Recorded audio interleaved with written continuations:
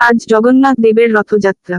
দীর্ঘদিনের পুরনো মুর্শিদাবাদের বহরমপুরের পুরনো হাসপাতালের জগন্নাথ দেব টেম্পল কমিটির রথযাত্রা। সকাল 8:30 নাগাদ পূজার পর বর্ণাঢ্য শোভাযাত্রার মধ্য দিয়ে এই রথযাত্রা বের হয়। এই বর্ণাঢ্য শোভাযাত্রা বহরমপুর শহরে বিভিন্ন এলাকা দিয়ে পরিক্রমা করে। সকাল সকাল দড়ি টানতে ও শোভাযাত্রায় অংশগ্রহণ করে শহরবাসী।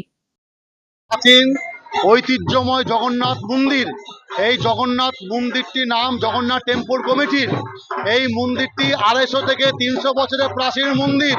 প্রতি বছরের মতন এইবার জগন্নাথ দেব ধুমধাম সমারোহে প্রত্যেকটা ভক্তবৃন্দ উপস্থিতিতে শহর পরিক্রমা করতে চলেছে।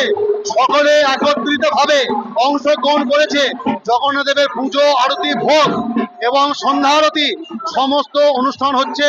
জগন্নাথ দেবের মালপোয়া, 56 ভোগ সমস্ত ব্যবস্থা আছে।